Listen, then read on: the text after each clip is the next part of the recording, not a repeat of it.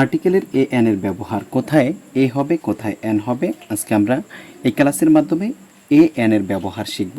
তো চলো শুরু করা যাক। প্রথমেই আমরা যেটা শিখব বলা হয়েছে গ্যাপের পরে যদি ওয়ার্ড এর উচ্চারণ যদি ভাওয়েলের মতো হয়। ভাওয়েল বোঝো কি হয়েছে, আর্টিকেলের এ এন এর ব্যবহারের ক্ষেত্রে ভাওয়েলের যদি কি করে মনে রাখবা, আর্টিকেল এ এন এর ব্যবহার আজকে আমরা আর্টিকেলের এ এন এর ব্যবহার শিখব। এ এন এর ব্যবহারের ক্ষেত্রে আমাদের সর্বপ্রথম মনে রাখতে হবে যে এই বেসিক নিয়মটা, গ্যাপের পরের ওয়ার্ডের উচ্চারণ যদি ভাওয়েলের মতো হয়। ভাওয়েল কি? এ ই আই ও ইউ অর্থাৎ স্বরবর্ণ উচ্চারণ হয়। মনে রাখবা, যদি গ্যাপের পরের ওয়ার্ডের উচ্চারণটা যদি ওয়ার্ডের সর্বপ্রথম লেটারটা যদি স্বরবর্ণের মতো উচ্চারণ হয় তাহলে সেখানে আমরা এন বসাবো। স্বরবর্ণের মতো উচ্চারণ হইলে সেখানে আমরা কী বসাবো? এন বসাবো। এবং উচ্চারণ যদি কনসোনেন্ট অর্থাৎ ক খ ব্যঞ্জন বর্ণের মতো উচ্চারণ হয় তাহলে সেখানে আমরা এ বসাবো। এটা হচ্ছে বেসিক নিয়ম। বেসিক নিয়মটা হচ্ছে কি করবা, যদি উচ্চারণটা যদি অর্থাৎ স্বরবর্ণের মতো উচ্চারণ হয় তাহলে হবে এন, এবং যদি ব্যঞ্জন বর্ণের মতো উচ্চারণ হয় সেখানে আমরা এ বসাবো। এবার দেখো, he is dash student he is dash student. এখানে স্টুডেন্টের এসটা যে উচ্চারণ হয়েছে এখানে স্টুডেন্টের এখানে এটা ভাওয়েলের মতো উচ্চারণ হয় না। ভাওয়েলের মতো উচ্চারণ হইলে এ ই আই ও ইউর মতো উচ্চারণ হইতো। যেহেতু এ ই আই ও ইউর মতো উচ্চারণ হয় নাই, তার মানে এখানে আমরা এ ব্যবহার করব, কারণ আমরা শিখেছি ভাওয়েল উচ্চারণ হইলে সেখানে আমরা কী করব? এন হবে, এবং কনসোনেন্ট উচ্চারণ হইলে সেখানে এ হবে। স্টুডেন্ট এখানে উচ্চারণটা আমাদের ভাওয়েলের মতো হয় না, তাই এখানে আমরা এ ব্যবহার করছি। এবার দেখো, রহিম ইজ ড্যাশ ইঞ্জিনিয়ার। এখানে ইঞ্জিনিয়ারের রস্বই উচ্চারণ হয়েছে। দেখো, ENGINER ইঞ্জিনিয়ার রস্বই উচ্চারণ হয়েছে। বাংলা যদি তুমি চিন্তা করো, রস্বই উচ্চারণ হয়েছে। আর রস্বই তোমার স্বরবর্ণ না ব্যঞ্জন বর্ণ? যেহেতু রস্বই তোমার স্বরবর্ণের পূর্বে কি হবে? আর্টিকেলটা এন হবে। তার মানে এটা এন হয়েছে। কেন? আমরা স্বরবর্ণের মতো উচ্চারণ পেয়েছি। যদি স্বরবর্ণের মতো উচ্চারণ পাই সেখানে আমরা এন বসাবো। তারপর দেখো, 2 নাম্বার হচ্ছে আমরা যে নিয়মটা শিখবো, এইচের উচ্চারণ হ না হয়ে স্বর অ উচ্চারণ হইলে, এইচের উচ্চারণটা যদি হ না হয়ে স্বর অ উচ্চারণ হয়, স্বর অ এর মতো হলে এন হবে। মনে রাখবা, এইচের উচ্চারণটা যদি হ না হয়ে স্বরে অর মতো উচ্চারণ হয় সেখানে আমরা কি বসাবো? এন বসাবো। যেমন দে কেম ড্যাশ আওয়ার।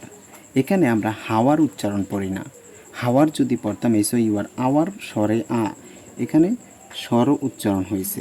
যেহেতু স্বর অস্বর উচ্চারণ হয়েছে, আমি পূর্বেই বলেছি যদি তোমার ভাওয়েলের মতো উচ্চারণ আসে, স্বরের মতো উচ্চারণ আসে, সেখানে তুমি কি বসাবা? এন বসাবা। যেহেতু আমরা হাওয়ার না পড়ে আমরা পড়ি আওয়ার, স্বর আ উচ্চারণ হয়েছে, তার মানে এখানে তোমাকে কি করতে হবে? এন বসাইতে হবে।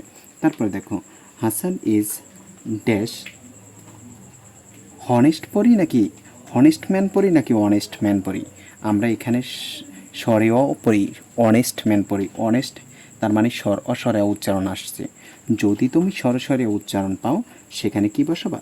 এন বসাবা। তাহলে এখানে এইচটা নিজে উচ্চারিত না হয়ে, এইচটা হয়ের মতো উচ্চারিত না হয়ে স্বরে অ এর মতো উচ্চারিত হয়েছে। যেমন অনেস্ট স্বরে অর মতো উচ্চারণ হয়েছে, এই জন্য এখানে কি হয়ে গেছে? এন হয়ে গেছে। তারপরে দেখো, প্রথমে ভাওয়াইল থাকলেও তাহা যদি রসৌ অথবা অয়ের মতো উচ্চারণ হয়। যদি তোমার ওয়ার্ডের প্রথমে ভাওয়াইল আছে, তারপরও যদি রসৌ অথবা ও অন্তসা ওয়ের মতো উচ্চারণ হয়, এর না বসে কি বসে? এ বসে। খুব গুরুত্বপূর্ণ একটি নিয়ম, যদি প্রথমে ভাওয়াইল থাকলেও যদি ভাওয়াইল থাকে তাও যদি রসৌ অথবা ও এর মতো উচ্চারণ হয় সেখানে এন না বসে কি হবে? এ হবে। আমরা জানি ভাওয়াইলের পূর্বে কি বসে? এন বসে। কিন্তু যদি রসৌ ও এর মতো উচ্চারণ হয় সেখানে তুমি কি করবা? এ বসাবা। যেমন আই স ড্যাশ রসৌ ইউ। এই যে রসৌ উচ্চারণ হয়েছে, তার মানে এখানে এ হবে। কিন্তু এটার আগে দেখো ই তো vowel, A E I O U, E vowel, vowel থাকার পরও রস্বই রসৌর মতো উচ্চারণ হওয়াতে এখানে কি হয়ে গেছে, এ হয়ে গেছে। তারপরে ইট ইজ ড্যাশ ইউজফুল, রস্বই রসৌর মতো উচ্চারণ হয়ে গেছে, তার মানে এখানে কি হবে, এ হবে। U, A E I O U, এটা ভাওয়েল, ভাওয়েল থাকা সত্ত্বেও রস্বই রসৌর মতো উচ্চারিত হওয়ায় এখানে কি হয়ে গেছে, এ হয়ে গেছে। তারপরে শি ইজ ড্যাশ ওয়ান, এই যে ওয়ান, ওয়াইয়ের মতো উচ্চারণ হয়েছে, ওয়াইয়ের মতো উচ্চারণ হইলে এখানে ভাওয়েল থাকা সত্ত্বেও আমরা কি ব্যবহার করব, এ ব্যবহার করব, কারণ এখানে ওয়াইয়ের মতো উচ্চারণ হয়েছে। তারপরে দেখো সংক্ষিপ্ত শব্দের প্রথম অক্ষর উচ্চারণ ভাওয়েলের মতো হলে, অর্থাৎ সংক্ষিপ্ত শব্দের প্রথম অক্ষরের উচ্চারণটা যদি অর্থাৎ স্বরবর্ণ আসে, তাহলে তুমি স্বরবর্ণের মতো হলে কী বসাবা, এন বসাবা। কথা ভালো করে বোঝার চেষ্টা করো। যদি সংক্ষিপ্ত শব্দের প্রথম লেটারটার উচ্চারণ যদি সরিয়া অর্থাৎ স্বরবর্ণ আসে, এন বসাবা, আর যদি কনসোনেন্ট ব্যঞ্জন বর্ণ আসে তাহলে কি বসাবা, এ বসাবা। উচ্চারণটা যদি ব্যঞ্জন বর্ণের মতো হয় তাহলে বসাবা এ, আর যদি স্বরবর্ণের মতো উচ্চারণ হয় তাহলে বসাবা কি, এন। এবার দেখো হি ইজ ড্যাশ এমপি, এই যে এম, এটাকে আমরা যদি উচ্চারণ করি এম, এ কি স্বরবর্ণ না, স্বরবর্ণ, তাহলে এই যে এমটাকে বাংলে এম পাইতেছে এ তো স্বরবর্ণ হওয়ার কারণে এটা কি হয়ে গেছে, এন হয়ে গেছে। তারপরে দেখো হাসান ইজ ড্যাশ এসএসসি, এখানে আমরা এস উচ্চারণ করি, তার মানে এটার উচ্চারণ কি আসছে, এ আসছে, স্বরে আসছে, যেহেতু এসের উচ্চারণ এ, তার মানে এখানে কি হবে, এন হবে। তারপরে দেখো he is dash B A, এই যে বি বৈরের শিকার বি, বৈরের শিকার বিটা ভাঙলে আমরা বৈরের শিকার বি পাই, বৈরের শিকার বি তো আর অস্বরিয়া না, সরাসরি না, তার মানে এখানে কি হবে, এ হবে সংক্ষিপ্তের ক্ষেত্রে। যদি ভাঙার পর আমরা ক খ উচ্চারণ পাই তাহলে বসাবো এ, আর যদি সরিয়া উচ্চারণ পাই তাহলে বসাবো এন। তারপরে দেখো এখানে আমাদের বলছে সংখ্যাবাচক শব্দের পূর্বে সংখ্যাবাচক শব্দ যেমন কাউফল, ডজন, স্কোর, 100, 1000, মিলিয়ন, এগুলোর পূর্বে সবসময় কী বসে, এ বসে। কথা ভালো করে মনে রাখবা।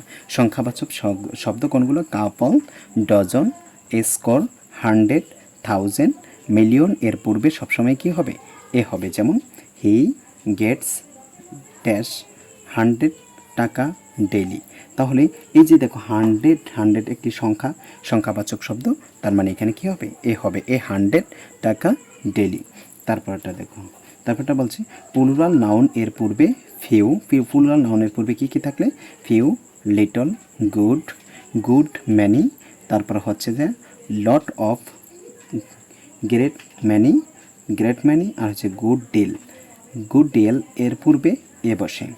এগুলো যদি প্লুরাল নাউনের পূর্বে থাকে তাহলে আমরা ওখানে কি করব, এ ব্যবহার করব। যেমন কি থাকলে ফিউ, লিটল, গুড, ম্যানি, তারপর হচ্ছে লট অফ, তারপর হচ্ছে গ্রেট, ম্যানি, গুড ডিল, এর পূর্বে এ বসে।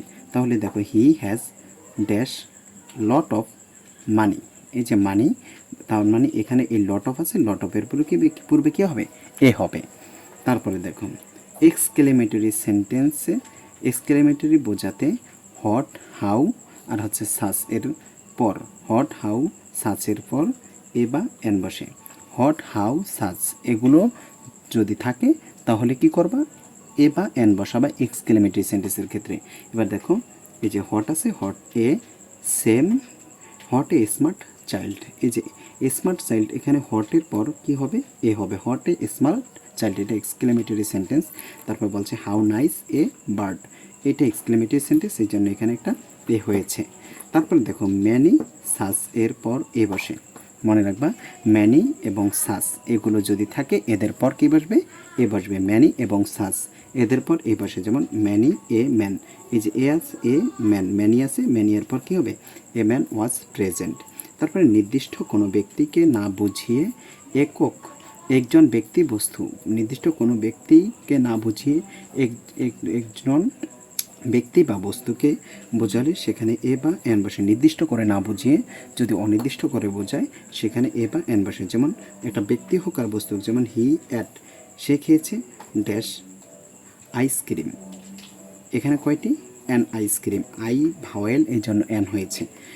তার মানে এখানে অ্যান আইসক্রিম, সে কয়টি আইসক্রিম খেয়েছে? একটি আইসক্রিম, এখানে নির্দিষ্ট করে বোঝায় নাই, একটি আইসক্রিম খেয়েছে। তারপরে এক জাতীয় বোঝাতে singular, singular common noun, singular common নাউনের পূর্বে কী বসে? এ বা এন বসে। এক জাতীয় বোঝাতে সিঙ্গুলার কমন নাউনের পূর্বে এ বা এন বসে। এখানে দেখো অ্যান অ্যান্ট ইজ ইন্ডাস্ট্রিয়াস, এই যে অ্যান্ট মানে পিঁপড়া জাতিদেরকে বোঝানো হয়েছে, পিঁপড়া জাতিরা কি? ইন্ডাস্ট্রিয়াস, পরিশ্রমী, তার মানে এক জাতীয় বোঝাইছে, এই জন্য এখানে কী হয়েছে? অ্যান হয়েছে।